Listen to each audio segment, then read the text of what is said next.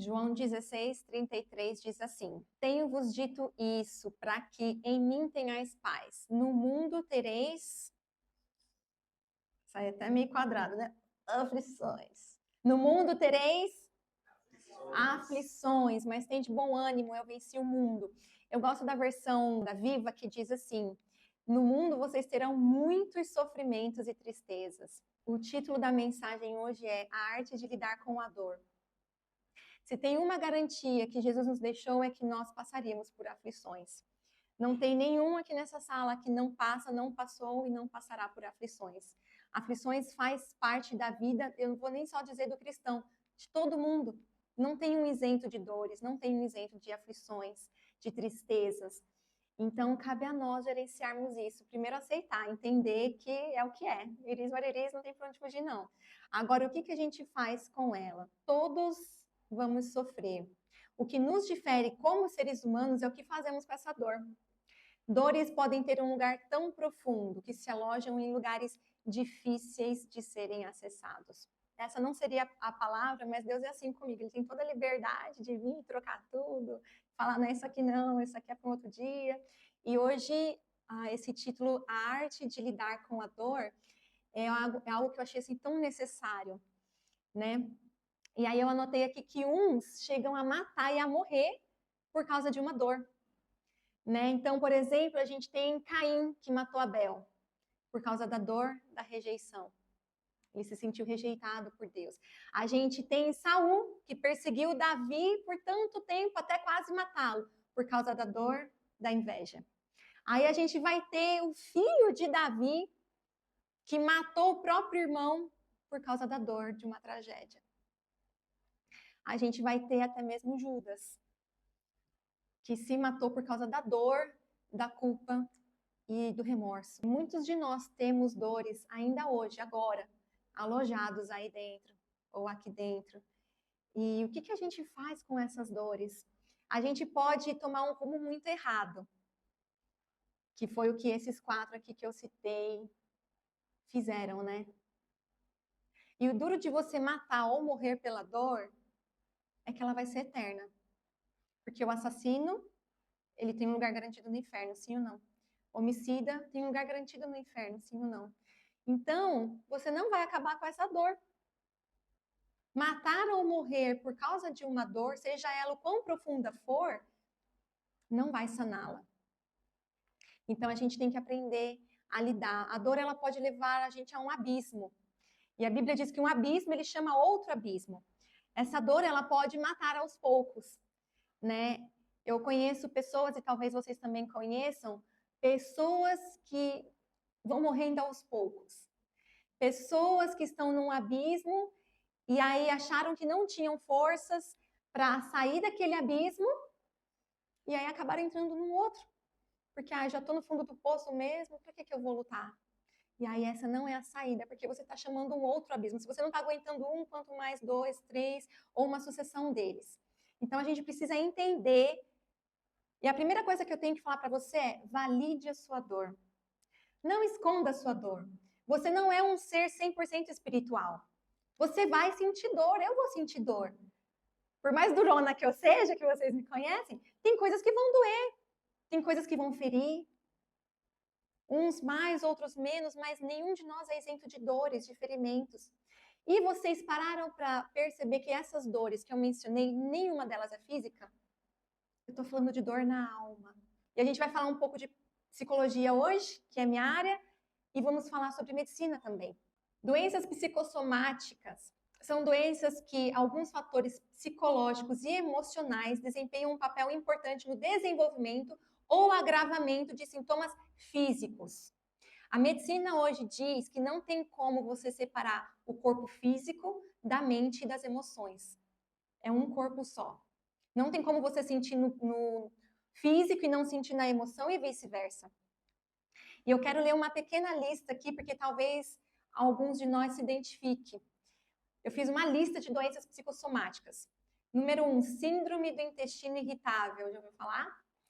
Fibromialgia, doença do refluxo gástrico, dermatite atópica, enxaqueca, tensão, hipertensão arterial, asma, distúrbios do sono, seja insônia, apneia do sono, síndrome da fadiga crônica, dores musculares, tiques nervosos, distúrbios alimentares como bulimia e anorexia, vaginismo, síndrome de Barlow, dores abdominais funcionais, psoríase, alopécia, lúpus, artrite, tensão pré-menstrual, apendicite, doenças dermatológicas como urticária, vitiligo, incontinência urinária, síndrome do pânico, estenose cervical, problemas cardíacos funcionais, cefaleia, tensão na mandíbula, disfunção temporomandilar, hipo e hipertireoidismo funcional, distúrbios sexuais como impotência, colite ulcerativa e a lista continua.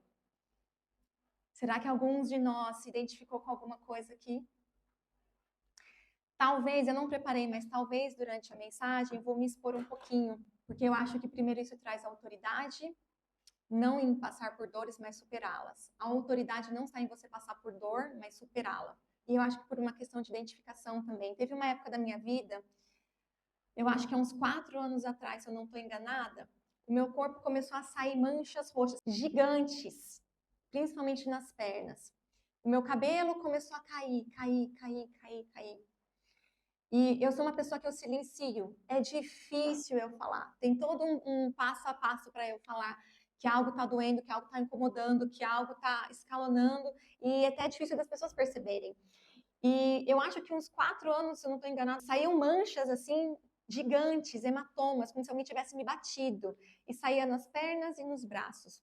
E eu não me dei conta, eu demorei um pouquinho, achei que eu me batia, porque às vezes eu sou meio estabanada, eu sou grande, estou sempre de salto, então achei que eu batia na quina na cama, mas começaram a surgir em lugares que não tinha muita explicação. E aí começou a aumentar a frequência. Aí eu olhava assim e falei, mas isso aqui não estava aqui ontem eu não saí, ontem eu não fiz nada, ontem eu não fui jogar handball, então eu voltei a minha atenção para aquilo que o meu corpo estava tentando sinalizar. E o corpo de vocês fala, o nosso corpo fala, alguma coisa estava muito errada ali. Eu estava passando por um estresse, uma situação na época que eu demorei um pouco para procurar ajuda, sabe? Fiz um tempo de terapia e aí ela me explicou, olha, isso é uma doença psicossomática. E por mais, que a gente seja assim tão inteligente, estudado, você fala assim, comigo? Líder ministerial, comigo? Você lidar tão bem com essas coisas? Eu ajudo os outros. Eu sou a pessoa que estende a mão quando o povo está no fundo do poço. Como assim? Eu tô parecendo um dálmata. E aí eu não percebia. Eu percebia, por exemplo, quando a faxineira ia em casa e falava, madame, tá caindo muito cabelo, madame. Tá toda hora eu passando vacuum aqui, madame.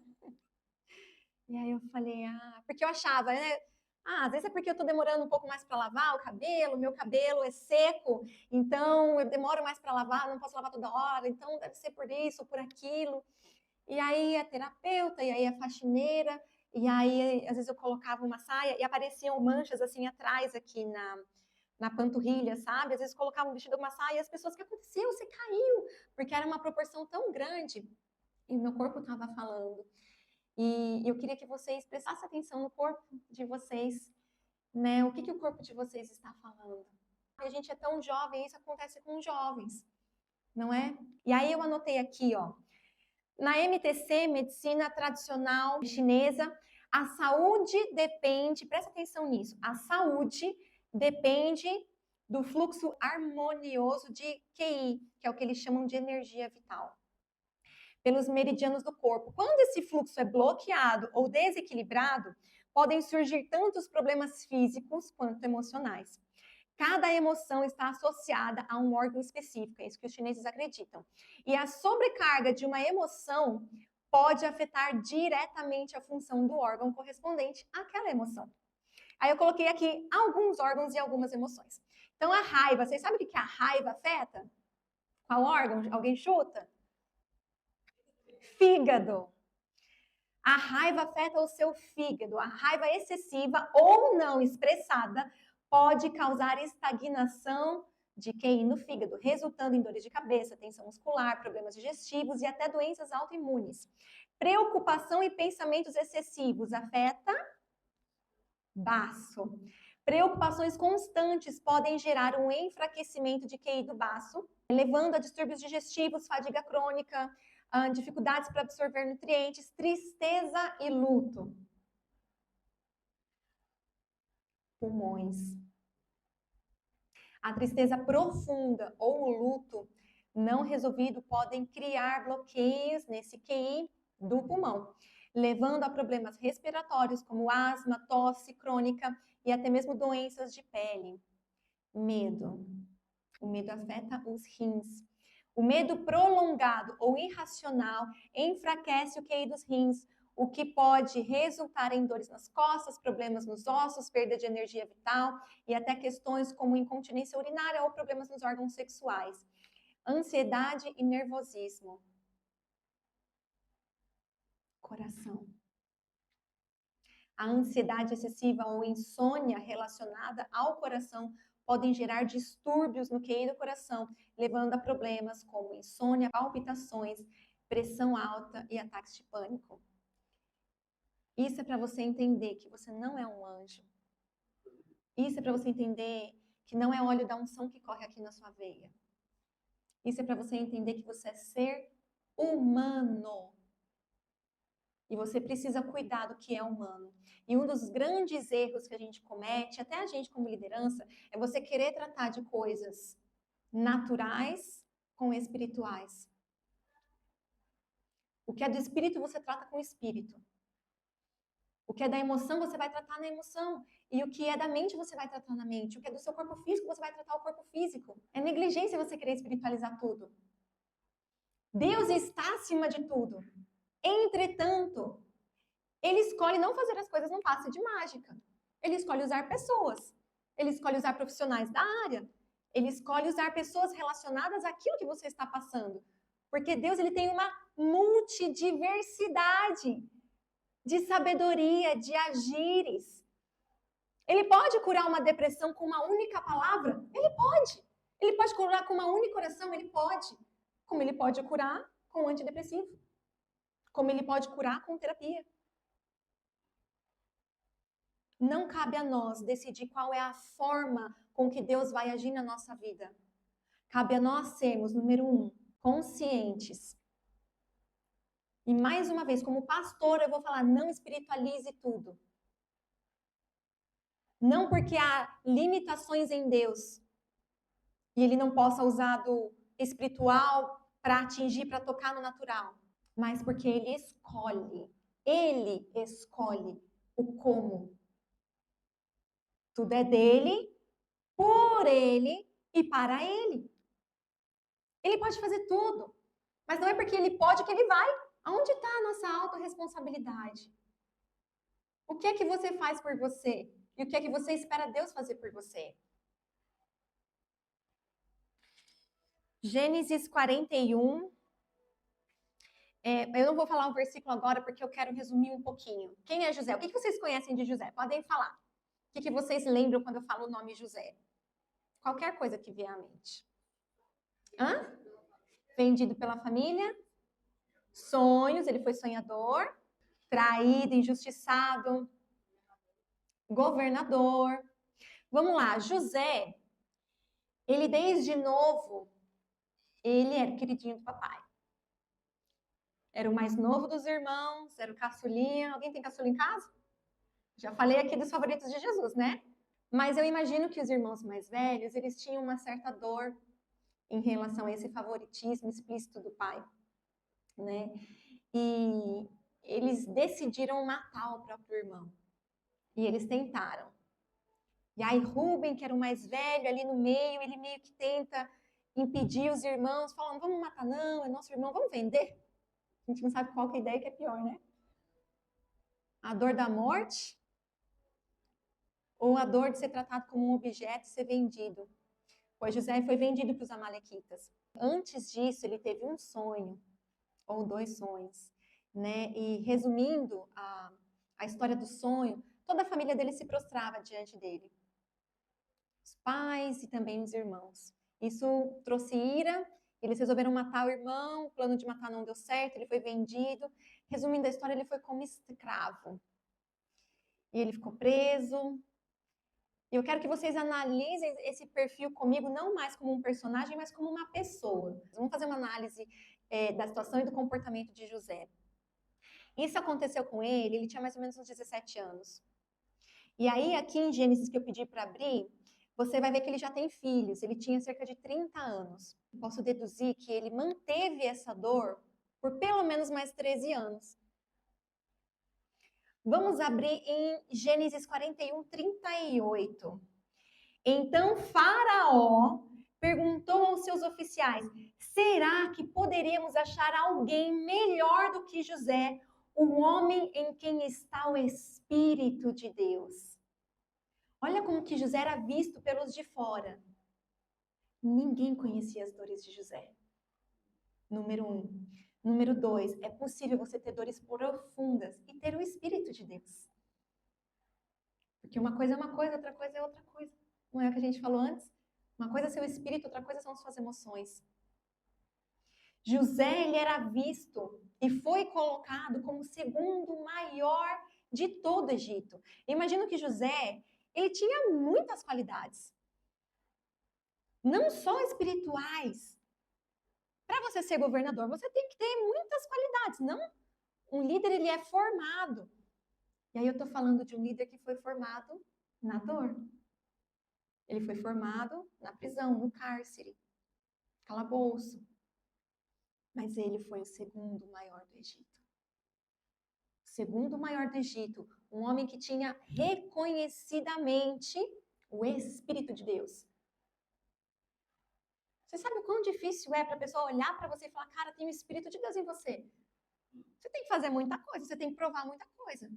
Na sua pior dor, ele provou, ele tinha o Espírito. Então, o próximo ponto que eu quero mencionar é: não se culpe por ter dores.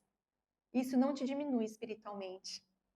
Você continua sendo o homem de Deus com as suas dores. E você continua sendo uma mulher de Deus com as suas dores. Cheio e cheia do Espírito Santo de Deus. Reconhecivelmente.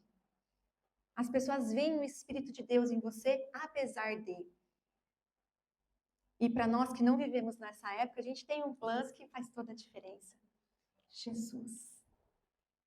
Você é o que ele diz que você é. Você é a identidade que você constrói nele. E nem as suas dores, e nem os seus traumas, e nem as suas situações, nada pode te tirar desse lugar de identidade em Deus. Amém? No mesmo capítulo, vamos lá para o 51. Diz assim, ó, José ele teve 2 filhos ali no Egito. O primogênito, José chamou de Manassés, pois disse: Deus me fez esquecer de todo o trabalho e toda a casa de meu pai. Ou seja, não fez esquecer nada, porque ele botou o nome do próprio filho, relembrando a própria dor dele, a casa de meu pai. Ele estava no Egito, ele já estava aqui há muitos anos, longe da sua família, da sua pátria. E uma outra coisa que a gente aprende aqui é que dores não são esquecidas. Você vai ficar lá 50, 60, o resto da sua vida inteira com a sua dor, se não tratada. José aqui já tinha casado, já tinha construído a sua família, já era o segundo maior do Egito e nada preenchia esse lugar de dor. Ela continuava lá existindo. Então, o nome do primeiro filho remetia à casa do pai e ao trabalho. E olha o que diz a continuação, ó. Ao segundo filho, deu o nome de Efraim, pois disse, Deus me fez próspero na terra da minha aflição. Ele não esqueceu coisa nenhuma. Ele mais uma vez repete aqui a sua aflição, mais uma vez ele repete aqui a sua história. E nomes, principalmente para judeus, têm um significado muito grande. Toda vez que você chama um nome, você está chamando o significado. Então, toda vez que ele chamava Manassés, ele estava falando a casa do meu pai, a minha família. Efraim, a minha aflição. Ele fazia questão de lembrar, de remoer. Então, olha só, a gente está falando de um homem bem-sucedido, de um homem espiritual. Deus usava tremendamente José, e ainda assim com uma dor profunda. Vem a fome em toda a terra, várias pessoas de várias nações vinham até o Egito. Então, um dos sonhos que José teve, Deus avisou através dele que a terra passaria por um período de fome. E por isso, inclusive, ele conseguiu esse cargo de segundo maior do Egito. E esse sonho se cumpre. Então, o contexto aqui é a terra toda passando por muita fome e já passaram-se aqui alguns anos. Então, nos primeiros anos, quem ainda tinha alguma coisa vendia para ter comida. começaram a vender, acabou que vender, começaram a vender as terras, acabaram as terras, começaram a se vender. Ó, me toma aqui como servo, vou trabalhar só por comida. E aí chegou num ponto que não tinha mais o que fazer. Nesse ponto, Israel também estava passando fome. E aí eles montam a caravana e vão pedir alimento para José. Quando José vê, o que ele faz? Ele perdoa os irmãos. Não, ele é duro com os irmãos. Todo aquele sentimento e aquela dor vem à tona. Ele queria que os irmãos sofressem. E aí ele arma para os irmãos e deixa um preso. E aí deixa o que era o queridinho do papai de novo. E aí ele falou, se vocês não voltarem aqui, eu vou manter ele na prisão. E aí os irmãos falam, não, esse aqui não, deixa eu ficar no lugar desse. Ele falou, não, olha, mas o meu pai é muito velho, se ele souber ele vai morrer, não sei o que, ele não. E aí ele trata mal os irmãos. Ele não revela a sua identidade. Tudo isso falando com o tradutor. Como se ele não falasse a língua dos irmãos, como se ele não entendesse. Ele estava vestindo uma capa, que às vezes a gente faz também. Lembra que eu falei lá no começo, o que difere a gente como ser humano é o que a gente faz com a dor. E aqui José ele coloca uma capa de superior, de vingador. E aí ele deixa os irmãos irem embora, segurando o mais novo, esperando, que os irmãos venham. Eles vêm, ele apronta com os irmãos, ele manda colocar a sua taça, que era o que ele usava para fazer as adivinhações na época, e aí ele acusa de forma injusta. Olha só quanto que não está saindo de José. As injustiças que ele passou, as acusações, ele está paying back, ele está revidando. Quantos de nós não fazemos isso na dor? Na primeira oportunidade do causador da nossa dor, a gente quer lutar de volta, a gente quer responder, a gente quer fazer igual. No 45, 1. Então José, não conseguindo se conter diante de todos os que estavam com ele, gritou. Ele gritou, aquilo ali que estava por mais de década dentro dele, ele não conseguiu mais reter. Ele gritou e ele não conseguiu mais segurar aquela pose que ele estava fazendo. Saiam todos da minha presença. Ele berrou, saiam todos da minha presença. E ninguém ficou com ele. Quando José se deu a conhecer a seus irmãos, aqui as máscaras caem. Aqui começa um processo de cura. Enquanto ele meio que castigava os irmãos, não tem como você ser tratado. Não existe cura enquanto você ainda está revidando. Quando você começa a expelir, aí começa um processo. E levantou a voz em choro, de maneira que os egípcios o ouviam também da casa de Faraó. E disse aos seus irmãos, eu sou José, meu pai ainda está vivo? Deixa eu te falar uma coisa. É muito duro, é difícil você se tornar vulnerável na frente do seu ofensor ou da situação que te causou dor. É muito difícil você se desnudar e falar, eu sou José. Sou eu. Tira os títulos, tira o governador, tira a autoridade, tira tudo. Faz feio na frente dos outros. Chorar, berrar, eu sou José. Não existe cura se não há exposição da ferida.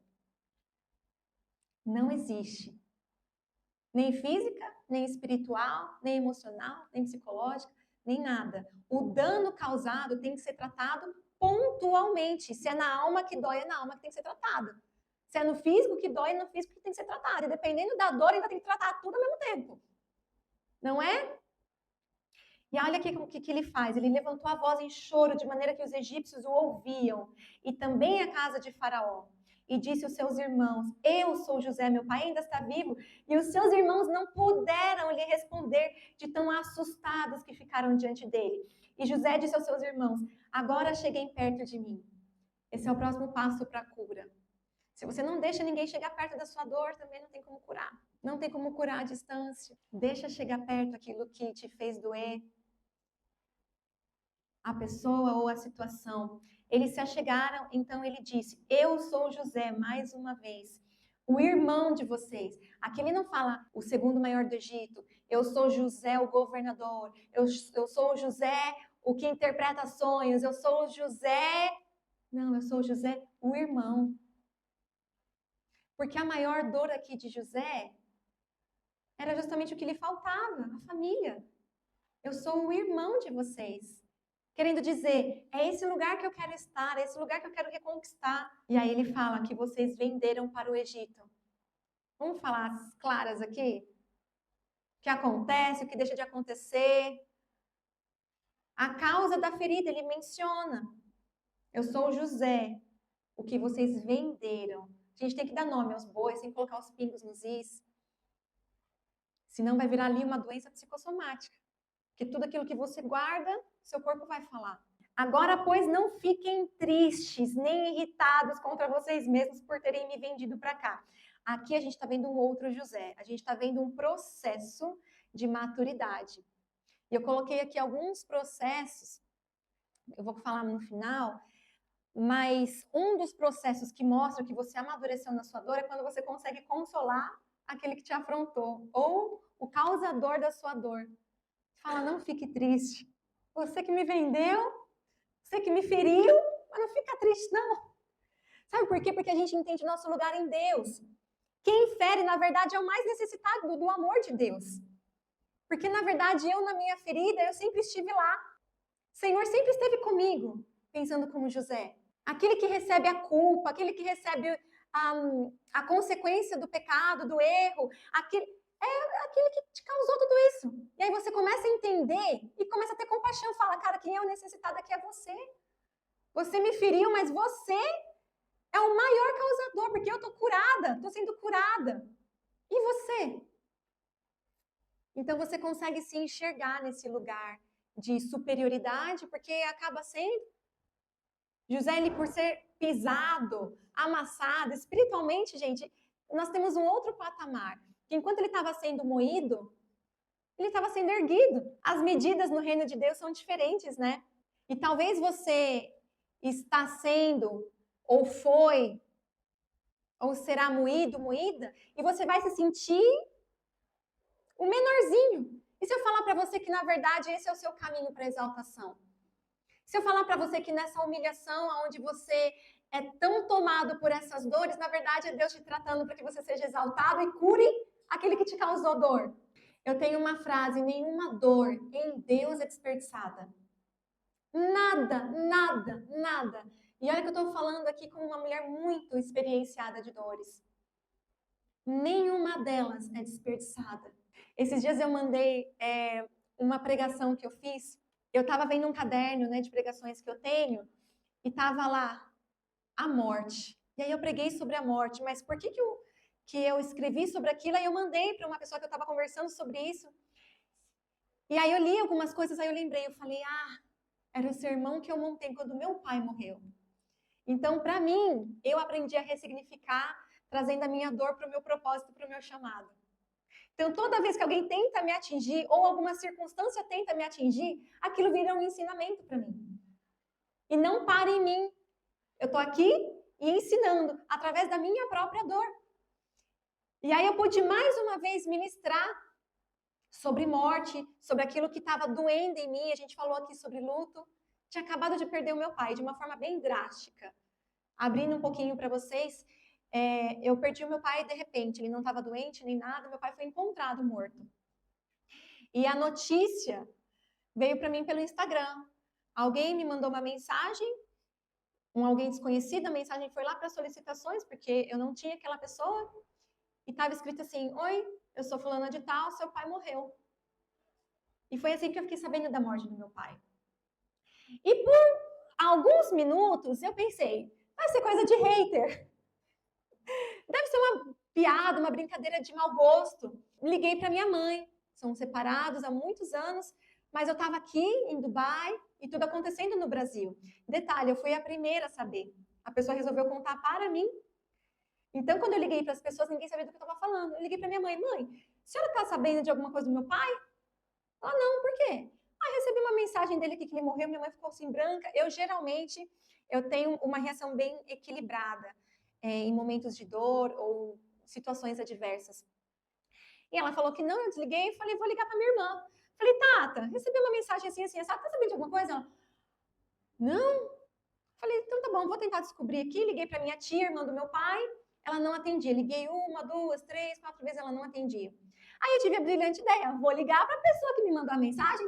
Aí eu lembro que eu sentei no chão, eu liguei de vídeo para aquela pessoa, a primeira palavra, a primeira frase que eu falei é: quem é você? E aí aquela pessoa já estava chorando, meio descompensada, e ela falou assim: Railda, eu sou vizinha do seu pai. E ele falava muito de você. O meu pai era para mim como a minha mãe era para o meu irmão. Então a foto do WhatsApp era do meu pai, não era da minha mãe. E aí ele tinha minha foto com o uniforme da Emirates, porque era o orgulho dele, que a filha passou na Emirates, não sei o quê. E eu falava: pai, tira minha foto, as pessoas vão achar que tá falando comigo. Tem que botar a sua foto no seu perfil. Comigo ainda é relevante, agora só minha. Não, me deixa. E aí o meu pai falava muito de mim, e de tanto ouvir de mim, a moça lembrou de mim na morte dele. E aí ela resolveu me mandar uma mensagem. E aí ela falou assim: Railda, o seu pai foi encontrado morto dentro de casa. Aí eu sentei, eu falei: como assim? E ela falava: olha, o seu pai, ele brincava com as crianças da rua todos os dias. Um dia que ele não passou para brincar, a gente achou muito estranho. E aí o meu filho foi lá, bateu palma, ele não atendeu, mas ele viu a luz de dentro da casa acesa, então ele resolveu pular o muro da casa, a porta estava aberta, e aí o meu filho encontra o seu pai morto, estirado, e depois a gente entendeu que ele teve um mal súbito. Na hora, o que eu fiquei? Fiquei indignada. Eu desliguei, e aí eu só mandei mensagem para minha tia: não fala para o meu irmão. E aí ela entendeu, e eu entendi por que ela não estava atendendo, porque ela morava em Santos, ela estava subindo a serra para ir para São Paulo. E a primeira reação humana natural é: vou ficar com raiva. Quem, em sã consciência, vai dar uma notícia dessa de uma forma assim tão... Me mandar uma mensagem que vai lá para solicitações no Instagram? Fazia sentido nenhum aquilo. Aí para quem eu contasse essa história, ia ter muita raiva da pessoa. E aí, quando a gente fala aqui de maturidade nas emoções, e você começa a ter compaixão da pessoa que te feriu, eu comecei a pensar: poxa, na hora da morte, eu acho que as pessoas elas ficam sem reação, elas não pensam muito bem, né? Ela tentou fazer o melhor dela, que foi avisar a filha que ela tanto ouvia falar, ela não tinha meu número. Ela pegou, me achou na internet e achou que assim fosse a melhor forma. Você entende que você muda? A maturidade no processamento da sua dor faz com que você reaja de forma diferente também. E antes de encerrar, eu não posso deixar de falar de Paulo, que foi um cara muito experienciado de dores. Vocês não precisam abrir, mas se quiser anotar, Romanos 5, de 3 a 5, diz assim: não só isso, mas também nos gloriamos nas tribulações, porque sabemos que a tribulação produz perseverança. A tribulação produz perseverança. Perseverança é um caráter aprovado. O caráter aprovado, esperança. Essa esperança não nos decepciona, porque o amor de Deus foi derramado no nosso coração por meio do Espírito Santo que Ele nos deu. 2 Coríntios 12, 9 e 10 diz assim: ele, porém, me disse: a minha graça é suficiente para você, pois o meu poder se aperfeiçoa na fraqueza. Portanto, eu me gloriarei ainda mais alegremente nas minhas fraquezas, para que o poder de Cristo repouse em mim. Por isso, por Cristo, alegro-me nas fraquezas, nos insultos, nas privações, nas perseguições, nas angústias, pois quando eu estou fraco, aí é que eu sou forte. Quando ele expôs a fragilidade, aí é que ele estava sendo fortalecido. Enquanto ele ainda rebatia, revidava, dava vazão para a emoção, ele era o fraco. Ele é o que estava sendo dominado pelas suas próprias emoções e dores. Mas nessa fraqueza que você permite Deus entrar, aí você começa a se tornar forte. Como?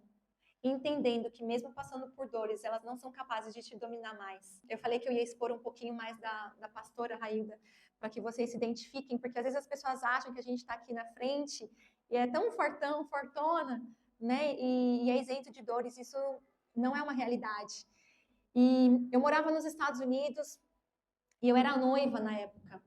E eu era noiva que seguia exatamente tudo bonitinho.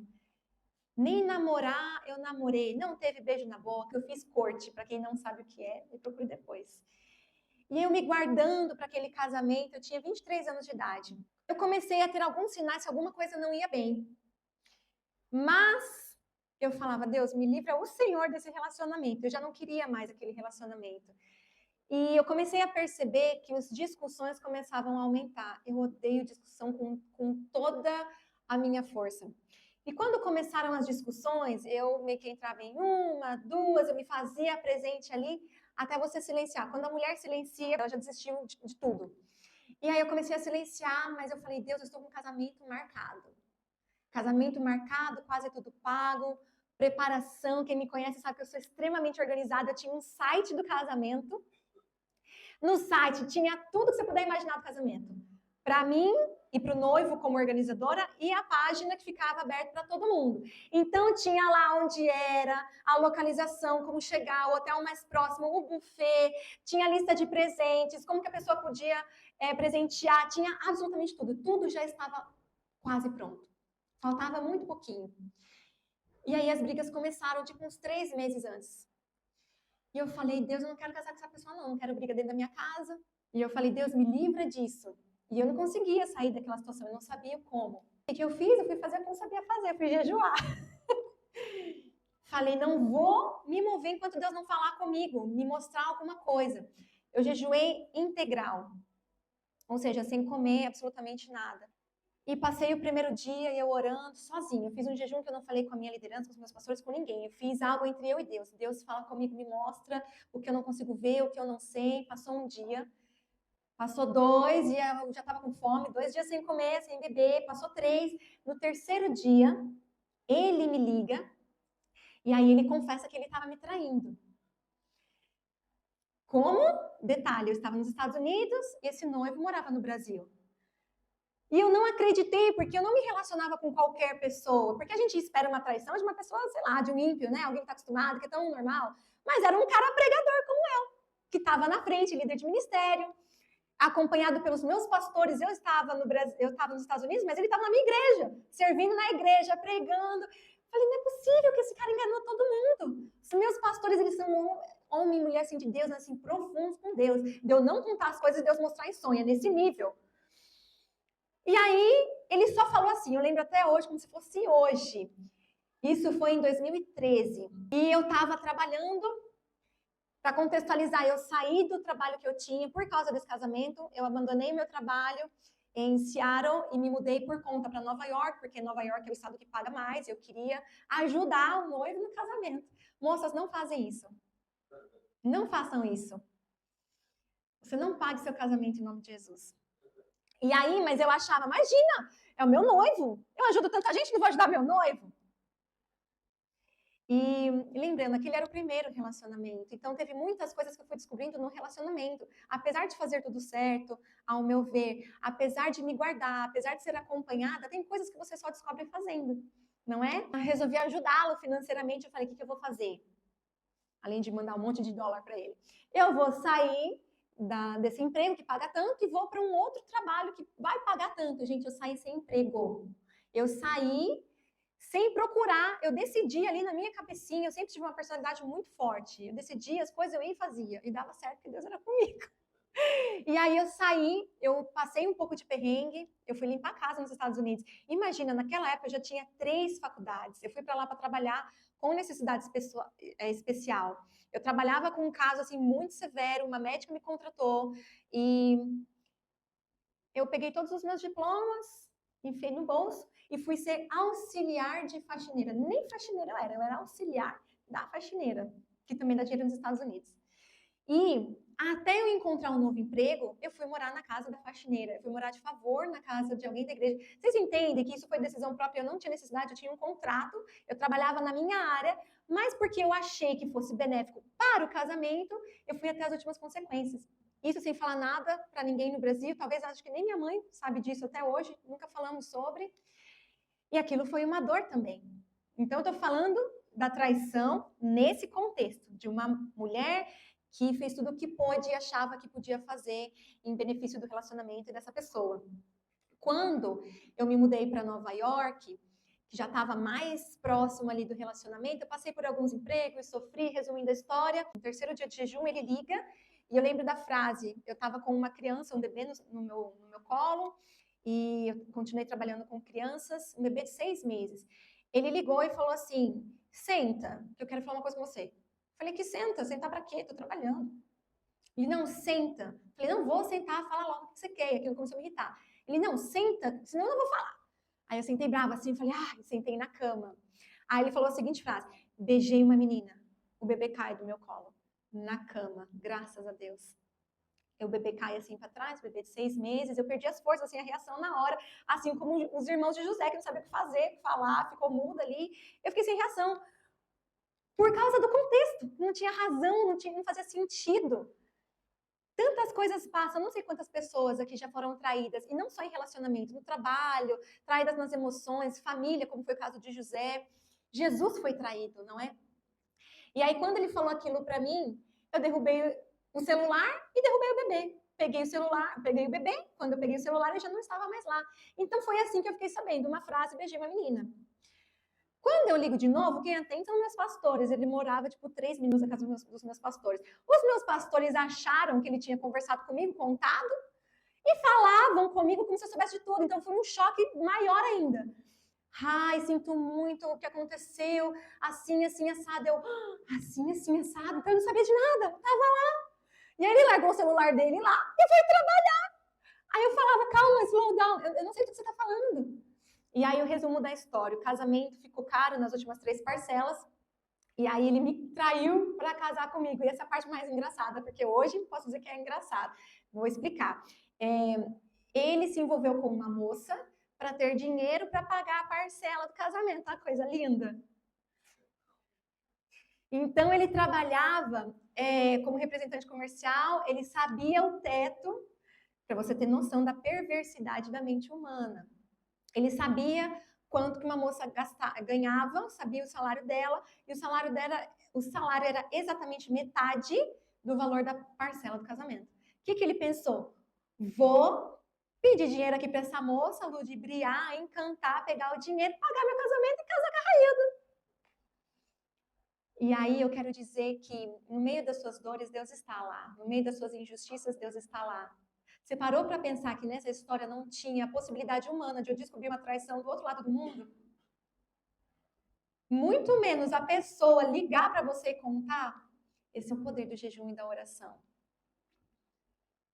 De fazer a própria pessoa confessar. E aí tem toda uma história que depois eu posso contar no outro culto de como tudo aconteceu.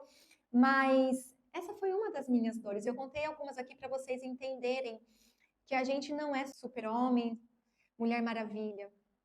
Nós somos de carne e osso, e muitas coisas, eu vou te dizer, você vai se colocar na situação e você vai sofrer por isso. Outras coisas vão vir até você, vai acontecer. Como você está emocionalmente, psicologicamente? Vou começar a falar de algumas coisas que mostram imaturidade.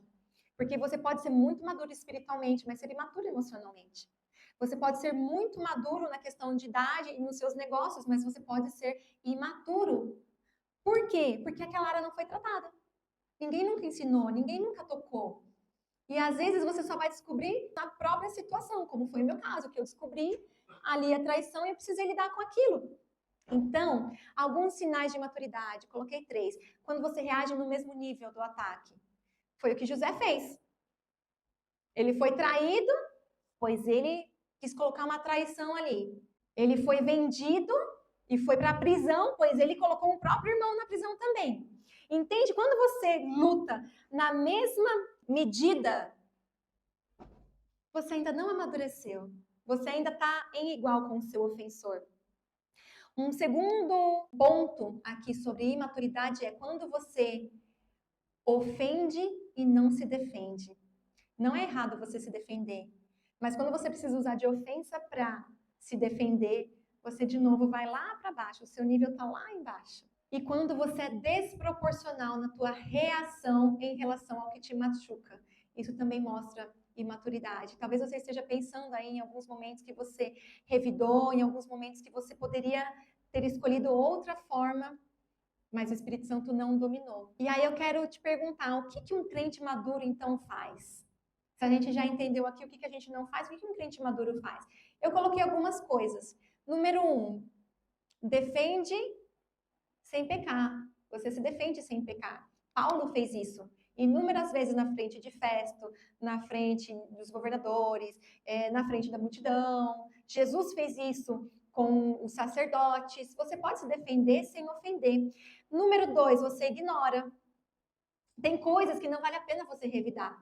A gente tem que aprender que você não deve entrar em todas as batalhas que aparecem na sua frente. Se você batalhar todas as batalhas, você vai, em algum momento, sucumbir. Guarde a sua energia para aquilo que vale a pena batalhar por. Terceiro, silencia. Jesus também fez isso. Paulo também fez isso. Quando você está sendo atacado, ofendido, vai ter um momento que você vai analisar toda a situação, falar, quer saber? Não vale a pena. Provérbios vai falar que a gente não deve discutir com um tolo. Ele não consegue, ele não tem a capacidade de entender aquilo que você está falando, é grego. Silencie. Quarto, vou chamar de quarto nível, porque precisa de muita maturidade para isso. Também o nível de Paulo. Você se alegra. Ai, Railda, que loucura é essa? Se alegrar na provação. Paulo que escreve sobre isso. Aprendi a estar contente em toda e qualquer situação. Ponto 5. Eu coloquei aqui. Você ensina. Que é o meu caso, as minhas dores viram sermões. Eu tenho uma série inteira sobre brigas de casal. A gente pode ministrar sobre isso quando vocês quiserem.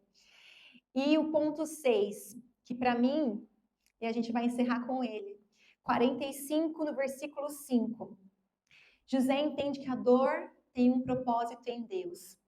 Olha só, no 5 diz assim: agora, pois, não fiquem tristes, nem irritados contra vocês mesmos por terem me vendido para cá. Porque foi para a preservação da vida que Deus me enviou adiante de vocês. O que ele está fazendo aqui? Olha, o que você me fez, tá tudo bem, nem se entristece por isso. Porque quem fez, na verdade, foi o próprio Deus. Você só foi um instrumento.